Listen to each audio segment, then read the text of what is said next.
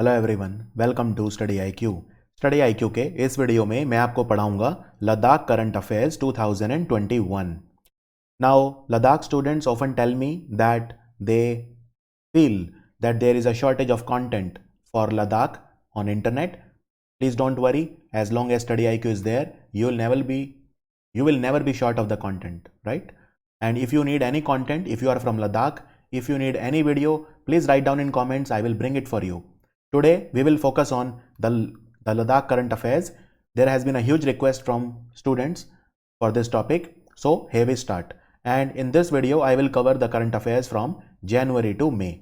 ठीक है, इस वीडियो में हम जनवरी से मई तक के 5 मंथ्स के 2021 करंट अफेयर कवर करेंगे and all the current affairs will be covered in the form of MCQs. So let's start the video. Who was sworn in as the new Chief Justice of the Common High Court of the Union Territory of Jammu and Kashmir and Ladakh? You know that now there is a common court of the Union Territory of Jammu, Kashmir and Ladakh, and its new Chief Justice is Mr. Pankaj Mittal. So Pankaj Mittal is the new Chief Justice. And what is the retirement age of a High Court judge? It is 62. And for the Supreme Court judge, it is 65. And the new Chief Justice of India is Mr. N.V. Raman. N.V. Raman is from Andhra Pradesh. Right? Okay, moving on. Which anniversary of Kargil Vijay Divas will be observed on 26th of July 2021? 2021 26th of July is approaching very soon, and when we won the war in the Kargil, it was known as Operation Vijay. This was the name, and remember it will be the 22nd anniversary because we won the Kargil war in 1999 and now we are talking about 2021. So it will be the 22nd anniversary of the Kargil Vijay Divas. The Delhi government has decided to rename the Mukarba Chowk and its flyover after which Kargil war martyr? Who was that person who attained the supreme sacrifice, who did supreme sacrifice for the country? He attained Virgati, and on his name Mukarba Chowk and its flyover will be named by the Delhi government. He is none other than Captain Vikram Batra. Captain Vikram Batra was also the last person to win the Paramveer Chakra. Paramveer Chakra is the highest gallantry award in India which is given during the war time. And Captain Vikram Batra was the last recipient of this gallantry award in 1999. And since last 22 years, no person has got the Paramveer Chakra. So remember that. Captain Vikram Batra, there is a very famous quote of him called "Ye dil mange more." This was what he said to his platoon, and by which he meant that he was so much in Josh. He was so much brave that he wanted to conquer more posts of the enemies, more positions of the enemy. So that is why he used to say "Ye dil mange more," which was that time a very popular slogan or tagline of the Pepsi drink. Who is the author of the book Vijayant at Kargil, the life of a Kargil war hero? This is a very important book, Vijayant at Kargil, and it has been penned down by Neha Dwivedi. Neha Dwivedi has written this book, and this book has also contributions from Colonel V.N. Thapar. So Neha Dwivedi is the writer of the book Vijayant at Kargil. Indian Army has signed an agreement with which company to get 12 fast patrol boats for Pangong Tso Lake in Ladakh? Ladakh में जो Pangong Tso lake है, right, ये lake काफी important है. इसका लगभग only 1/3 is in India. ये जो झील है it is a saline lake, and इस झील का 1/3 इंडिया में है and almost 2/3 is in China. So it forms a sort of a boundary, right, between India and China. And Pangong Tso lake, now there will be 12 fast patrol boats which are very much essential for the surveillance, for patrolling, for keeping a vigil on the enemies, and it will be manufactured by the Goa Shipyard Limited. Goa Shipyard Limited. Remember, Pangong Tso, the length of this lake is 134 kilometer, and it is divided into 8 fingers. These are basically military designations, 8 fingers, and the chief of army is Manoj Mukund Narwane. The union government has decided to form a committee under whose chairmanship for protecting the language, culture and land of Ladakh Ladakh की भाषा, लद्दाख की संस्कृति और लद्दाख का जो culture है, उसकी संस्कृति, उसको बचाने के लिए केंद्र सरकार ने एक कमेटी बनाई है। इसके चेयरमैन बने हैं मिस्टर जी किशन रेड्डी। तो he is mister G Kishan Reddy, he is the BJP member of parliament from Secunderabad. And please don't get confused between G Kishan Reddy and G Satish Reddy. Both are different people. G Satish Reddy is the chairman of DRDO, Defense Research Development Organization. So be wary of this fact. And the language that is spoken in Ladakh is the Bhoti language. BHOTI, the Bhoti language. The government has cleared how many hydropower projects of 144 megawatt combined on the Indus River and its tributaries in Ladakh. Now it's a very important question. And the reason is that in Ladakh, because of its topography, Ladakh की जो भौगोलिक संरचना है उसके हिसाब से हम बहुत बड़े हाइड्रो पावर प्रोजेक्ट वहाँ पे नहीं बना सकते। तो हम छोटे छोटे हाइड्रो पावर प्रोजेक्ट वहाँ पे बनाते हैं और अभी हम 8 प्रोजेक्ट वहाँ पे बना रहे हैं जिनका टोटल जो क्षमता है जल विद्युत बनाने का, हाइड्रो पावर बनाने का, वो 144 मेगावाट है। मैं ये 8 प्रोजेक्ट के नाम आपको बता देता हूँ। इनमें 8 में 5 बनेंगे लेह में और 3 बनेंगे कारगिल में, राइट। लद्दाख में 2 ही डिस्ट्रिक्ट हैं, एक लेह और एक कारगिल। तो जो लेह में बनेंगे वो हैं दुर्बुक श्योक, शंकु, नीमुचिलिंग, रोंगडो एंड रतन नाग, और इनका जो कैपेसिटी है वो भी मैंने यहाँ पे दे दिया है। कारगिल में जो बनेंगे वो हैं मांगदुम सांगरा, कारगिल, हंडरमैन और तमाशा। तो ये 8 जो प्रोजेक्ट हैं ये बनेंगे और ये सारे के सारे या तो इंडस रिवर पे बनेंगे या उसके ट्रिब्यूटरीज पे बनेंगे। यहां पे आपको एक बात और इंपॉर्टेंट पता होना चाहिए, जो इंडस रिवर है इसका 5 मेन ट्रिब्यूटरी हैं, राइट। दैट इज झेलम, उसके बाद चेनाब, रावी, ब्यास एंड सतलुज। और इंडस वाटर ट्रीटी जो हमने पाकिस्तान के साथ साइन किया है उसका मतलब यह है कि जो ऊपर वाले 2 ट्रिब्यूटरी हैं, एक तो जो मेन इंडस रिवर है वो, और उसके जो ऊपर वाले यानी नॉर्थ वाले जो ट्रिब्यूटरी हैं झेलम और चेनाब, इनको पाकिस्तान यूज करेगा। और जो साउथ वाले 3 हैं, यानी मैं यहां पे दूसरे कलर से इसको हाईलाइट कर रहा हूं, एक तो रावी, ब्यास और सतलुज, इन तीनों को यूज करेगा इंडिया।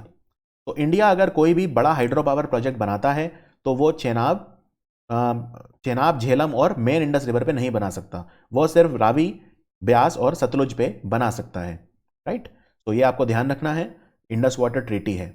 और इंडस रिवर पे अभी लद्दाख में सिर्फ 2 ही प्रोजेक्ट हैं जो कंप्लीट हो चुके हैं। ये 2 कौन से हैं, ये बहुत ज़्यादा इंपॉर्टेंट है। सबसे पहला है छूटक प्रोजेक्ट।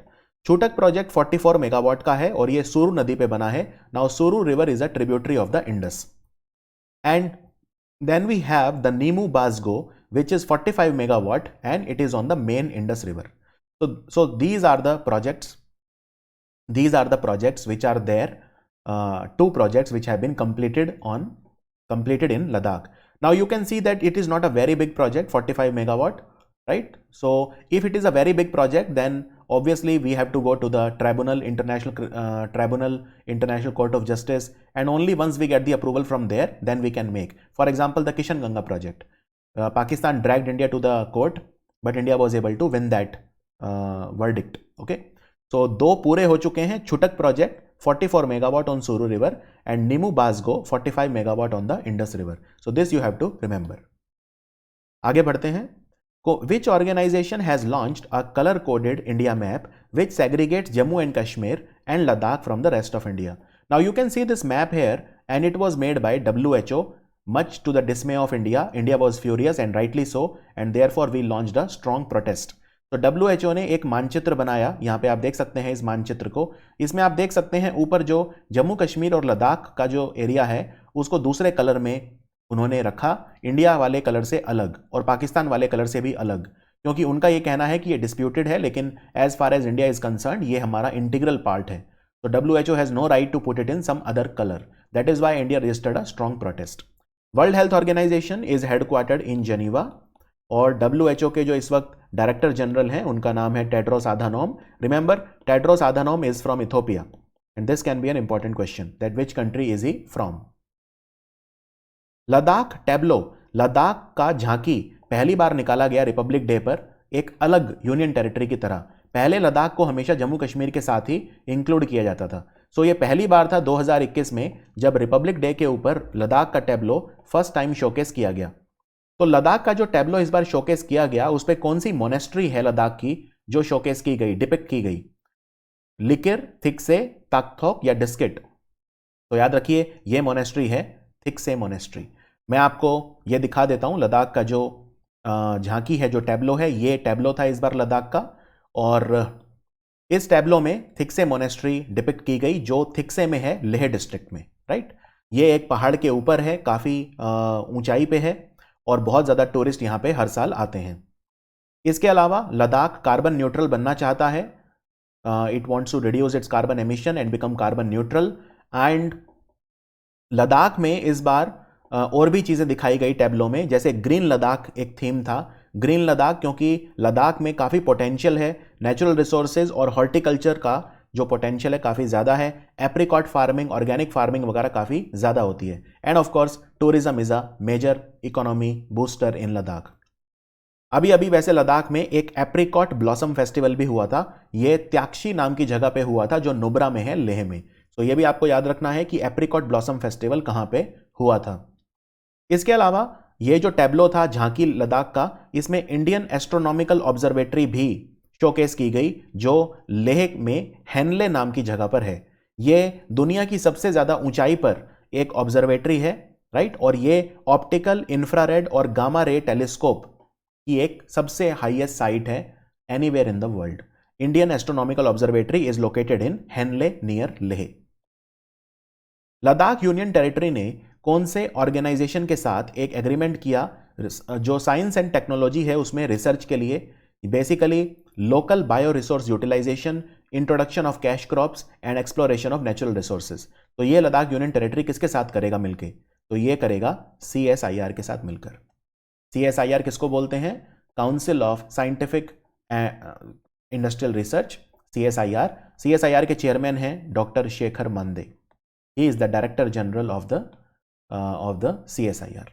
सो दोनों जो आपस में रिसर्च करेंगे CSIR और लद्दाख यूनियन टेरिटरी, वो बेसिकली एक centre of excellence for high altitude natural science भी बनाया है CSIR ने लद्दाख में। CSIR ने लद्दाख में एक सेंटर भी बनाया है जिसका नाम है centre of excellence for high altitude natural sciences. High altitude natural sciences, यह भी आपसे पूछा जा सकता है कि centre of excellence for high altitude natural sciences किस ऑर्गेनाइजेशन ने बनाया है लद्दाख में? So answer is CSIR।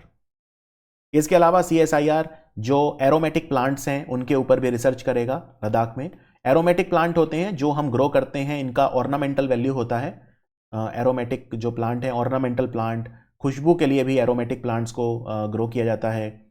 या न्यूट्रास्यूटिकल प्लांट है, मेडिसिनल प्लांट हैं जो लद्दाख में पाए जाते हैं, तो उन पे भी रिसर्च करेगा CSIR।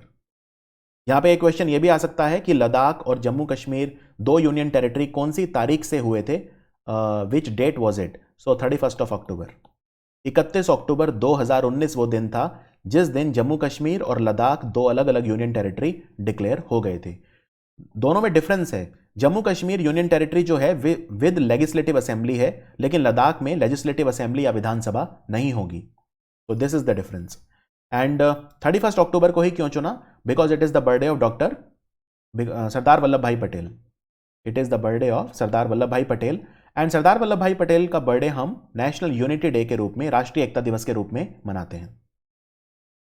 भारत का पहला जियोथर्मल पावर प्रोजेक्ट ये ईस्टर्न लद्दाख में कौन से विलेज में लगेगा? जियोथर्मल एनर्जी क्या होती है? जो जमीन से निकलने वाला जो गर्म पानी होता है, जो स्प्रिंग होते हैं, राइट, उन सब से जो हम एनर्जी लेते हैं, दैट इज जियोथर्मल एनर्जी। या धरती के नीचे से जो एनर्जी हमें मिलती है, तो वो जो जैसे गीजर होते हैं या स्प्रिंग होते हैं, उनसे जो मिलती है हॉट स्प्रिंग, तो उसको हम बोलते हैं जियोथर्मल एनर्जी। सो जियोथर्मल एनर्जी का सबसे पहला प्रोजेक्ट इंडिया में जो शुरू हुआ है वो हुआ है पूगा में। इसको पूगा वैली भी बोलते हैं, पूगा वैली। और इसमें किस तरह से काम होगा, किस तरह से इसको किया जाएगा? सो इसमें ONGC करेगी, oil and natural gas corporation, जो एक महारत्न कंपनी है।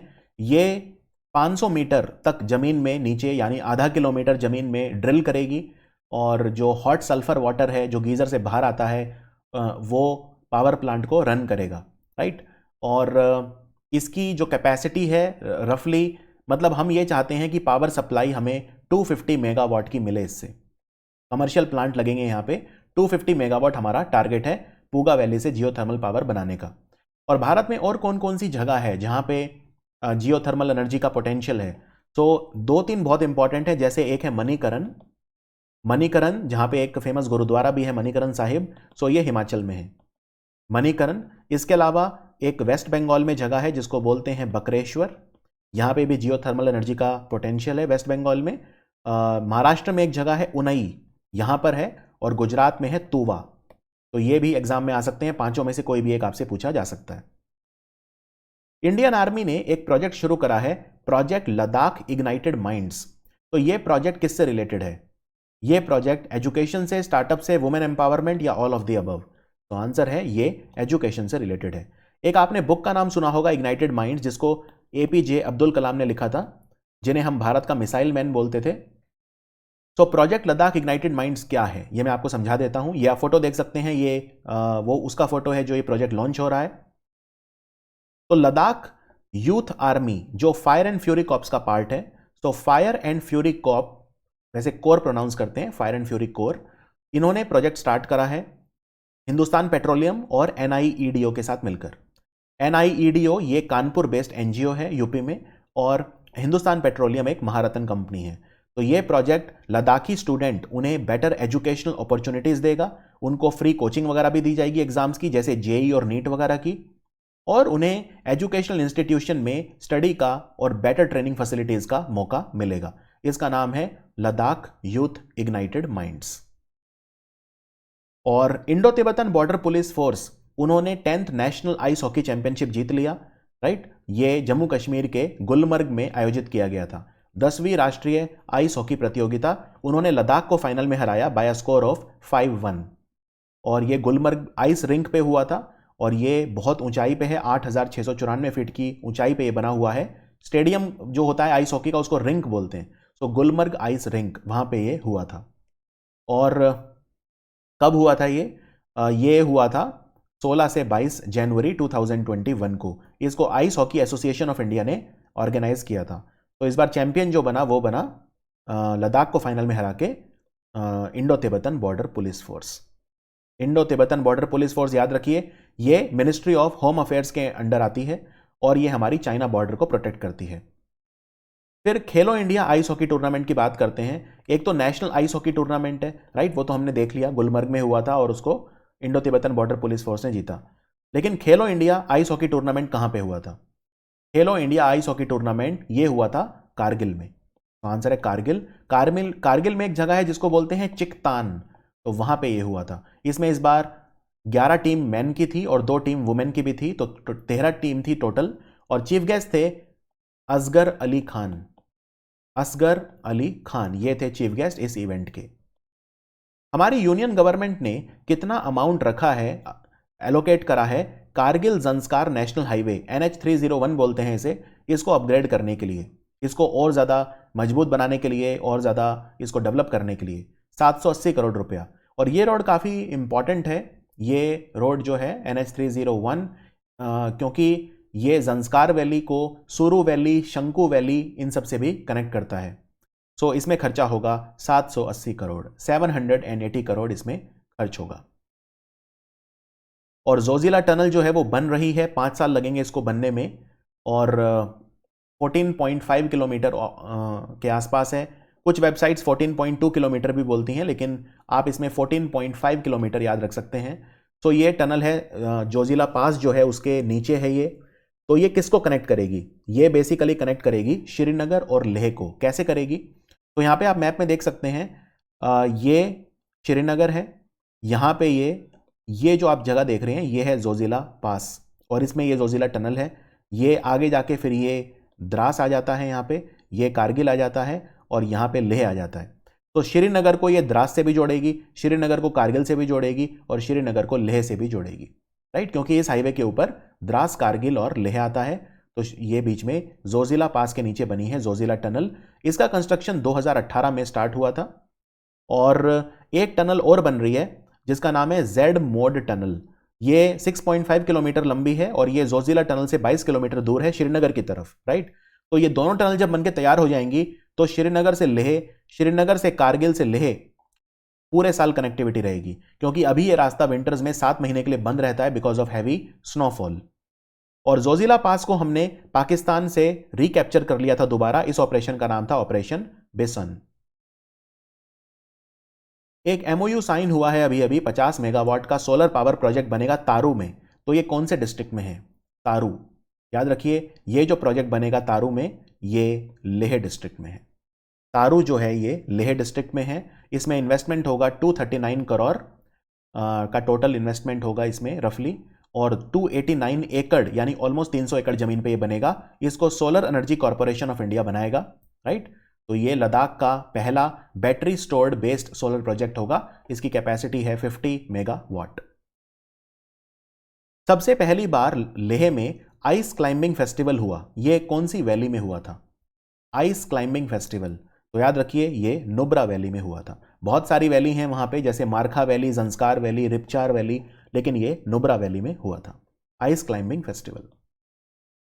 और अभी अभी लद्दाख के एक पर्सन हैं जो पहले सिविलियन हैं लद्दाख के, पहले नागरिक हैं लद्दाख के, जिन्होंने माउंट एवरेस्ट की चढ़ाई करी है। माउंट एवरेस्ट जो है नेपाल में है, और इनका नाम है जिग्मे थारचिन। यहां पे आप देख सकते हैं जो लद्दाख के लेफ्टिनेंट गवर्नर हैं, उपराज्यपाल राधाकृष्ण माथुर, ये इनको पुरस्कृत कर रहे हैं, इनको अवार्ड दे रहे हैं। सो ये जो व्यक्ति हैं इनका नाम है जिग्मे थारचिन। ये लद्दाख के पहले पर्सन है जिन्होंने माउंट एवरेस्ट को स्केल किया है। और एक बहुत ही सीनियर साइंटिस्ट हैं लद्दाख के, जिनका नाम है doctor Tsewang Namgyal. Doctor Tsewang Namgyal snow leopard conservancy India trust के सीनियर साइंटिस्ट भी हैं और डायरेक्टर भी हैं। इनको डिज्नी कंजर्वेशन हीरो अवार्ड मिला है, और यह अवार्ड इन्हें डिज्नी कंजर्वेशन फंड की तरफ से मिला है, कैलिफोर्निया अमेरिका, 8 जून 2021 को। तो बिल्कुल लेटेस्ट है। स्नो लेपर्ड कंजर्वेशन में अपने एफर्ट्स के लिए डॉक्टर सेवांग नामग्याल को ये डिज्नी कंजर्वेशन हीरो अवार्ड मिला है। स्नो लेपर्ड लद्दाख में भी मिलता है, उतना ज़्यादा नहीं मिलता लेकिन मिलता है। हेमिस नेशनल पार्क जो है ये इंडिया का सबसे बड़ा नेशनल पार्क है और ये लद्दाख में है। और स्नो लेपर्ड हिमाचल प्रदेश का स्टेट एनिमल है। इसको क्लाउडेड, एक स्नो लेपर्ड होता है और एक क्लाउडेड लेपर्ड होता है, तो इसको क्लाउडेड लेपर्ड के साथ कंफ्यूज मत करना। क्लाउडेड लेपर्ड मेघालय का स्टेट एनिमल है, क्लियर। और यहां पे एक कंफ्यूजन ये भी हो सकती है, एक क्लाउडेड लेपर्ड नेशनल पार्क है तो आपको लगेगा कि वो मेघालय में होगा क्योंकि मेघालय का स्टेट एनिमल है क्लाउडेड लेपर्ड। नहीं, क्लाउडेड लेपर्ड नेशनल पार्क जो है वो त्रिपुरा में है। Clouded leopard national park Tripura में है। लद्दाख के जो लेफ्टिनेंट गवर्नर हैं LG RK माथुर, उन्होंने कौन सी योजना शुरू करी है जिसमें लद्दाखी बच्चों को कोचिंग दी जाएगी, कोचिंग लेने के लिए फाइनेंशियल असिस्टेंस दिया जाएगा। इस योजना का नाम है रेवा योजना। रेवा स्कीम स्टार्ट करी है। तो इसमें हम बहुत ज़्यादा डिटेल में नहीं जाएंगे, इतना याद रखिए वो एग्ज़ाम जो 1 अक्टूबर 2021 के बाद होंगे उनके लिए कोचिंग दी जाएगी। रेवा स्कीम है इसका नाम। और इसमें सब बच्चों को नहीं मिलेगी, ऑब्वियसली स्टूडेंट सिलेक्ट किए जाएंगे, उनको नीट, जेई या क्लैट, NDA वगैरह जो एग्जाम है उनकी कोचिंग दी जाएगी। 1 लाख रुपए तक फाइनेंशियल असिस्टेंस उनको दिया जाएगा। फिर कुछ और भी कंडीशन है, जैसे अगर आप प्रीलिम एग्जाम क्लियर कर लेते हो तो 1 लाख से बढ़ा के 1.54 लाख हो जाएगा ये रकम, और वो सब है, उन हम डिटेल में नहीं जाएंगे, बस आपको स्कीम का नाम याद रखना है, रेवा स्कीम। लद्दाख के लेफ्टिनेंट गवर्नर RK माथुर, इन्होंने कौन सी योजना शुरू करी है जिसमें लद्दाख के जो 9th क्लास से 12वीं क्लास तक के बच्चे हैं उनको टैबलेट डिस्ट्रीब्यूट किए जाएंगे? तो इस योजना का नाम क्या है? इसका नाम है यून टैब स्कीम। यून टैब स्कीम क्या है? इसमें 9 से 12th क्लास तक के बच्चों को टैबलेट दिए जाएंगे जिससे वो पढ़ाई कर सकें। तो टोटल 12,300 टैबलेट यानी 12,300 बच्चे बेनिफिशियरी होंगे, लाभार्थी होंगे। इनमें टैबलेट में प्री लोडेड ऑनलाइन और ऑफलाइन कंटेंट दिया जाएगा, वीडियो लेक्चर, टेक्स्ट बुक वगैरह भी इसमें लोड करके दिए जाएंगे जिससे बच्चे पढ़ाई कर सकें। तो ये ओवरऑल 6 to 12 तक के बच्चों को डिस्ट्रीब्यूट किए जाएंगे। इसका नाम है Yuntab scheme. National research institute for Sowa Rigpa, ये लेह में है। सोवा रिगपा जो है ये एक तिब्बतन सिस्टम ऑफ मेडिसिन होता है, तिब्बती चिकित्सा होती है, इसको सोवा रिगपा बोलते हैं। तो national research institute for Sowa Rigpa Leh में है। इन्होंने कौन सी दवाई अभी अभी लद्दाख में डिस्ट्रीब्यूट करी? कोविड-19 मेडिसिन। तो इसका नाम है आयुष 64। आयुष 64 CCRAS जो मिनिस्ट्री ऑफ आयुष के अंडर एक इंस्टीट्यूट है उसने तैयार करी है, और ये लद्दाख में डिस्ट्रीब्यूट की थी national research institute for Sowa Rigpa ने। बॉर्डर रोड ऑर्गेनाइजेशन, सड़क सीमा संगठन, इन्होंने अपना 61st रेजिंग डे 61वां स्थापना दिवस मनाया कौन सी तारीख को? तो याद रखिए बॉर्डर रोड ऑर्गेनाइजेशन जो है इनका स्थापना दिवस हुआ था सेलिब्रेट, और ये 7 मई को हुआ था। ठीक है, 7 मई को हुआ था। एक्चुअली 7 मई 1960 को बना था बॉर्डर रोड ऑर्गेनाइजेशन। देखो भारत में सड़कें NHAI भी बनाता है और BRO भी बनाता है, दोनों में डिफरेंस क्या है? सबसे बड़ा डिफरेंस ये है, NHAI बनाता है नेशनल हाईवे, स्टेट हाईवे वगैरह, और जो बॉर्डर रोड ऑर्गेनाइजेशन है वो भी सड़कें बनाता है, लेकिन वो माउंटेन्स पे सड़कें बनाता है, माउंटेन्स में टनल बनाता है और हमारे बॉर्डर्स पे सड़कें बनाता है। This is the main difference. और एक बहुत बड़ा डिफरेंस और है, national highway authority of India ministry of road transport and highway के अंडर आता है, लेकिन जो ब्रो है वो मिनिस्ट्री ऑफ डिफेंस के अंडर आता है। राइट, तो 7 मई 1960 को बना था बॉर्डर रोड ऑर्गेनाइजेशन, और बॉर्डर रोड ऑर्गेनाइजेशन में ने लद्दाख में जो प्रोजेक्ट चलाया है उसका नाम है हिमांक प्रोजेक्ट। हिमांक प्रोजेक्ट ये है कि हमें लद्दाख में खास तौर पे लाइन ऑफ एक्चुअल कंट्रोल के पास जो जैसे खरदुंगला, तांगलांगला, चांगला, जो बहुत ऊंचे ऊंचे मोटोरेबल रोड हैं वो तैयार करने हैं, कनेक्टिविटी देनी है हमें, मिलिट्री वाइज काफ़ी सेंसिटिव एरियाज हैं ये। राइट, जैसे दुनिया का सबसे highest battle ground Siachen glacier है, पैंगोंग सो लेक बहुत इंपॉर्टेंट है, 14,500 फीट की ऊंचाई पे है, यहाँ सब हमें बहुत ज़्यादा अच्छी कनेक्टिविटी देनी है। इसका नाम है प्रोजेक्ट हिमांक, और ये BRO का प्रोजेक्ट है। और BRO के डायरेक्टर जनरल कौन है? अभी BRO के डायरेक्टर जनरल हैं लेफ्टिनेंट जनरल राजीव चौधरी। और आपको बता दूं, लद्दाख का बेस्ट पुलिस स्टेशन डिक्लेयर किया है हमारे गृह मंत्रालय ने, Leh police station. Leh police station को बेस्ट पुलिस स्टेशन डिक्लेयर किया गया है पूरे लद्दाख का। यह रैंकिंग निकलती है। और पूरे इंडिया का नंबर 1 पुलिस स्टेशन कौन सा है? मणिपुर का पुलिस स्टेशन है, और इस पुलिस स्टेशन का नाम है नोंगपोक सेकमई। यह पुलिस स्टेशन मणिपुर के थूबल डिस्ट्रिक्ट में आता है।